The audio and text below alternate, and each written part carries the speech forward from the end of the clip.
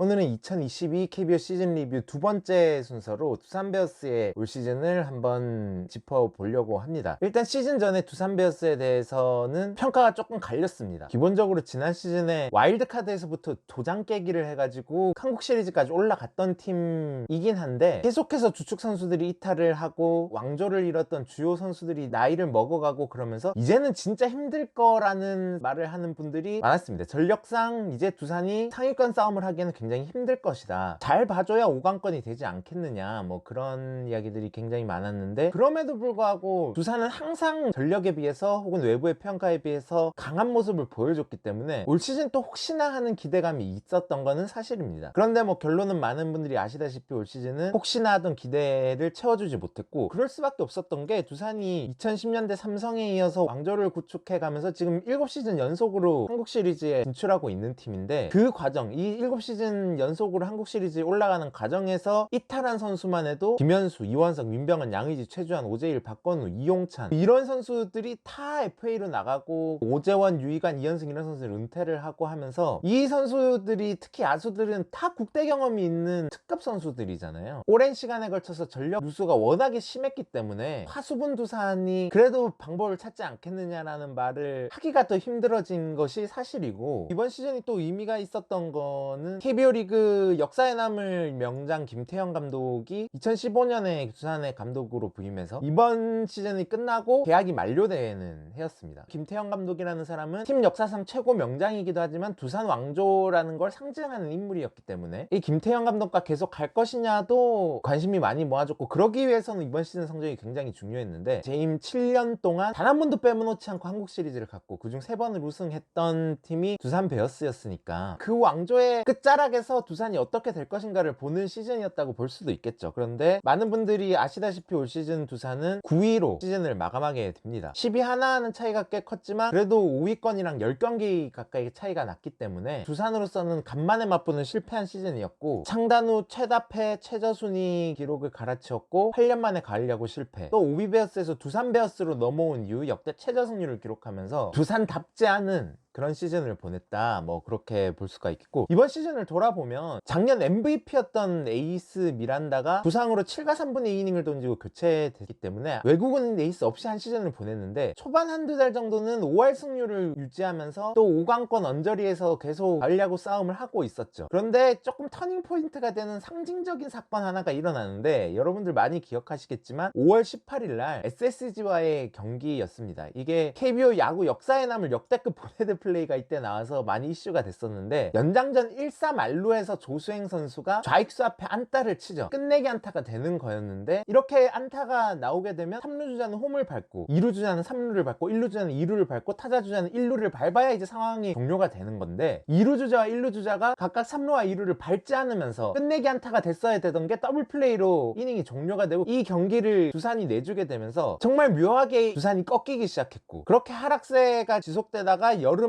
이제 카운터 펀치를 맞게 되죠. 뭐 여러가지 악재들이 겹치면서 순위가 결정되는 여름 요 3달 동안 승률 3할 7푼을 기록하면서 사실상 이때 시즌이 끝나게 됩니다. 가장 큰 아쉬운 점은 역시 외국인 투수들이 제 역할을 못했다는 점이었습니다. 이게 두산이어서 더 아쉬웠던 거예요. 왜냐하면 두산 베어스는 전통적으로 KBO 리그에서 가장 외국인 투수를 잘 뽑는 팀이었습니다. 물론 두산이 잠실구장을 홈으로 쓰기 때문에 외국인 투수 입장에서도 적응하기 굉장히 편했던 점은 분명히 크게 작용을 했겠지만, 그걸 감안하고 보더라도 두산은 10개 구단을 통틀어서 가장 압도적으로 외국인 투수를 잘 뽑는 구단이었거든요. 역대 외국인 선수 WAR 총합이 압도적인 1위인 팀이고, 외국인 투수 MVP만 4번이 나왔습니다. 리오스, 니퍼트, 린드블럼, 미란다 이렇게 4번이 나왔는데, 두산 외에는 외국인 투수 MVP를 배출한 구단이 단 한 구단도 없습니다. 그리고 외국인 투수 골든글러브만 6번을 배출했는데, 이것도 역시 압도적인 최다고, 그리고 두산이 7년 연속 한국 시리즈를 가면서 왕조를 이뤘었는데, 그 왕조의 핵심적인 요소가 당연히 꾸준히 수준 높은 야수들이 나온 것도 있지만, 매년 성공했던 외국인 투수의 역할을 무시할 수가 없었다. 그만큼 두산의 근간을 이루는 게 외국인 투수들의 맹활약이었고, 이게 팀의 전통으로 꾸준히 이어졌다는 거는 두산의 외국인 투수 스카우팅 능력은 검증이 됐다, 그렇게 볼 수가 있는데, 올해 그 외국인 투수 신화가 완전히 무너졌다, 그렇게 볼 수가 있습니다. 최근 왕조 시절 두산 외국인 투수들을 보면 정말로 화려했습니다. 이 기간에 니퍼트, 린드 골드블럼 미란다는 리그 MVP를 받았고 골든글러버만 5명이 있었고 각종 타이틀을 다 가져가면서 두산은 이끄는 가장 핵심적인 요소들이 요 압도적인 외국인 원투펀치였는데 올 시즌 외국인 투수들은 그에 너무 미치지 못하는 활약을 보여줬다. 가장 뼈아픈 거는 지난 시즌 KBO 역사상 손꼽히는 외국인 투수 시즌을 보냈던 아리엘 미란다 선수가 아예 이번 시즌에 단 1g의 기여도 하지 못했다라는 건데 우려점은 있었죠. 왜냐면 지난 시즌 워낙에 많이 던졌고 막판에 부상을 당했었기 때문에 일회적인 부상이 아니라면 이번 시즌에 영향이 있을 수도 있지 않겠느냐, 그런 우려가 있긴 했지만 두산은 미란다한테 무려 190만 불을 주면서 확실히 미란다를 믿고 가는 모습을 보였습니다. 그런데 이 선수가 부상 때문에 3번 선발 등판하고 바로 교체가 됐으니까 성적을 낼 도리가 없었고 스탁 선수도 풀시즌을 잘 뛰어줬지만 인상적인 활약은 전혀 아니었고, 그러면서 두산 베어스가 외국인 투수 3명이 합쳐서 WAR이 1.86을 기록을 했습니다. 지금 외국인 선수가 도입된 지 23년이 됐는데 이 두산 베어스의 23시즌 중에 21번째로 낮은 외국인 투수 WAR 합계였어요. 팀 역사상 가장 외국인 투수를 못 뽑은 시즌 중에 하나가 바로 올 시즌이었고, 여기에서 뭐 문제들이 다 발생을 한 거죠. 구원 투수들의 로드가 많이 걸리면서 특히 김영신, 정철환 이 두 선수는 70이닝을 넘게 던졌으니까 사실은 많이 무리를 한 거고, 그 근본적인 원인은 이 선발진에서 외국인 투수들이 무너지면서 다 일어난 것이었으니까 굉장히 아쉬웠고, 두 번째로 아쉬웠던 점이 있다면 주축이 된 FA 선수들이 기대에 비해서 부진한 활약을 보였다, 그런 걸 들 수가 있겠습니다. 아까 부산의 선수들이 얼마나 많이 유출이 됐냐를 확인을 했었는데 그 많은 선수들을 내보내면서도 두산이 확실하게 잡았던 선수들이 있습니다. 김재환, 허경민, 정수빈, 좀 더 거슬러 올라가면 김재호, 오재원까지 요 5명의 선수들은 거액을 주고 잔류를 시켰거든요. 다른 말로 하면 요 선수들이, 특히 상대적으로 젊은 요 김재환, 허경민, 정수빈 요 세 선수들은 30대 중후반까지 팀의 코어로 좀 활약을 해달라라는 바람이 담긴 거였는데, 여기에서 돈값을 한 선수는 허경민 선수 뿐입니다. 허경민 선수는 기대했던 만큼의 활약을 보였죠. 준수한 수비에 7할 때 중반 정도의 OPS를 치면서 WAR 한 3점대 중반 정도를 기록하는, 딱 허경민 선수는 기대치만큼을 했는데 둘이 합쳐 170억이 넘는 김재환, 정수빈 선수는 외야에서 생각만큼 하진 못했다. 특히 정수빈 선수는 다시 한번 커리어 로우급 활약을 하면서 6년 56억 계약을 정말로 오버페이가 아닌가, 이거 심각하다 싶을 정도의 부진을 보여줬고, 김재환 선수는 사실 나쁘지 않았어요. 이번 시즌 활약이 나쁘지 않았지만 115억을 받은 선수, 게다가 만 34세에서 37세까지를 커버하는 4년 계약이었단 말이에요. 36, 7세까지 특급 활약을 보이기 어렵다는 걸 감안하면 이번 시즌, 다음 시즌 정도는 리그를 씹어먹는 활약을 기대하고 요 돈을 준 건데 거기에는 조금 부족했다, 그렇게 볼 수가 있고, 이 선수들에 비해 상대적으로 나이가 많은 김재호, 오재원 선수는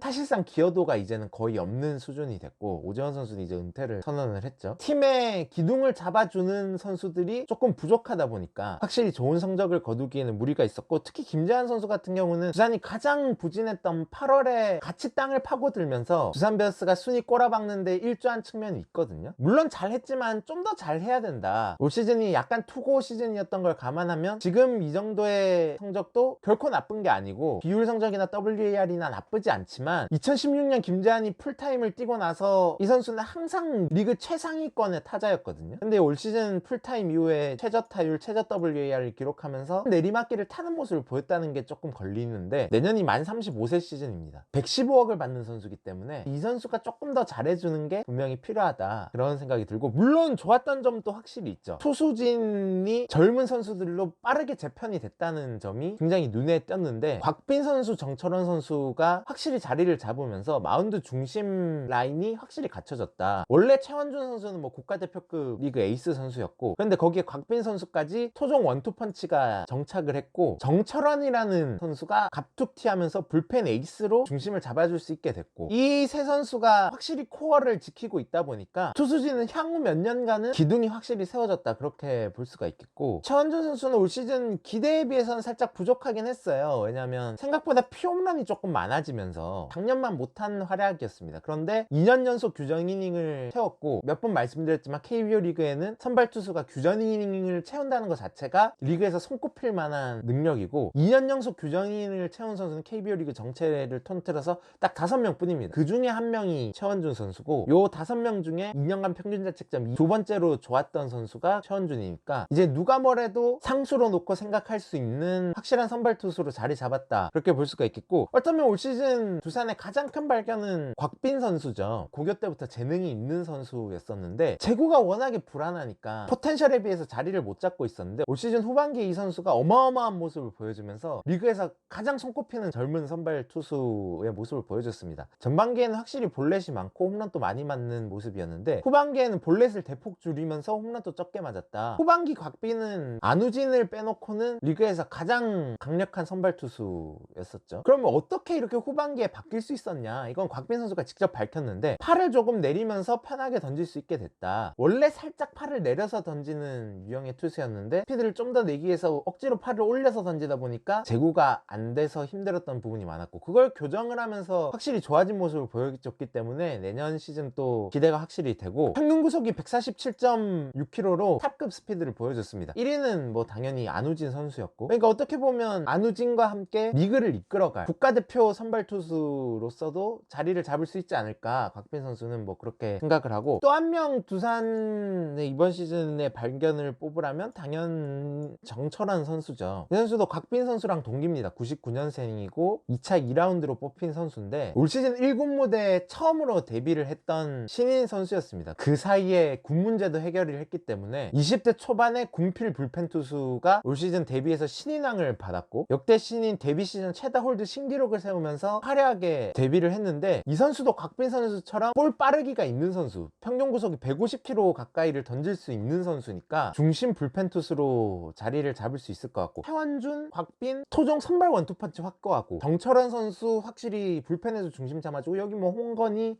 김광률 있고, 가장 중심이 돼야 될 투수 조각들은 확실히 맞춰져 있고, 그걸 확인하는 시즌이 올 시즌이었기 때문에 젊은 투수들을 본 거는 정말 올 시즌 큰 수확 중에 하나였다. 9위를 하는 와중에서도 그렇게 볼 수가 있겠고, 결국 9위를 하게 되면서 김태형 감독과는 재계약을 하지 않게 됐습니다. 8년 동안 김태형의 시대, 두산 왕조의 시대는 끝이 났는데, 이번 오프 시즌 두산은 선택의 기로에 섰었죠. 김태형 감독이 나가고 선수단 전력도 한창 잘할 때 비해서 많이 약해졌는데, 여기에서 더 달릴 것이냐, 아니면 리빌딩까지는 아니어도 조금 선수들을 육성하는 시간을 가질 것이냐를 이제 태기를 해야 되는 시점에서 두산이 정말로 화끈한 선택을 하죠. KBO 역대 최고 스타 플레이어 이승엽을 지도자 경험이 하나도 없는데도 불구하고 신인 감독으로 선임을 하고, 여기에 더 놀라운 거는 역대 FA 최고 금액으로 양의지를 다시 영입을 하면서, 어떻게 보면 두산은 외친 거죠. 우리는 쉬어갈 생각이 없다. 김태형의 시대, 두산의 첫 번째 왕조는 이제 이번 시즌으로 막을 내렸지만 우리는 왕조 시즌2로 간다, 그런 선언을 한 셈인데, 전망은 나쁘지 않다. 왜냐하면 외국인 투수가 올해 부진했던 것이 순위 하락의 가장 큰 요인이었는데, 예전처럼 외국인 투수를 잘 뽑는다, 거기에 젊은 원투펀치가 자리를 잡고 불펜의 정철환, 홍건희 이런 선수 자리를 확실히 잡는다면은 투수진은 컨텐딩을 할 만하고, 양의지를 데려오면서 타자 코어도 어느 정도 갖추고 있죠. 김재환, 허경민, 양의지, 뭐 양석환, 이런 선수들의 많은 선수들이 이제 테스트를 받을 텐데, 강승호, 김인태, 김민혁, 김대한 이런 선수들은 아직 포텐셜을 만개하진 않았지만 올 시즌 꽤 보여줬던 선수들이거든요. 이 선수들 중에 한둘만 코어급 선수들로 올라가 준다면 내년 시즌 두산, 저는 의외로 전력이 나쁘지 않다고 생각을 하거든요. 5강권 혹은 저는 더 높이도 충분히 바라볼 수 있는 팀이라고 생각을 하기 때문에, 다음 시즌 두산이 새로운 감독, 새로운 포수와 함께 어떤 시즌을 쓸지 한번 지켜봐야 되지 않을까, 그렇게 생각을 합니다.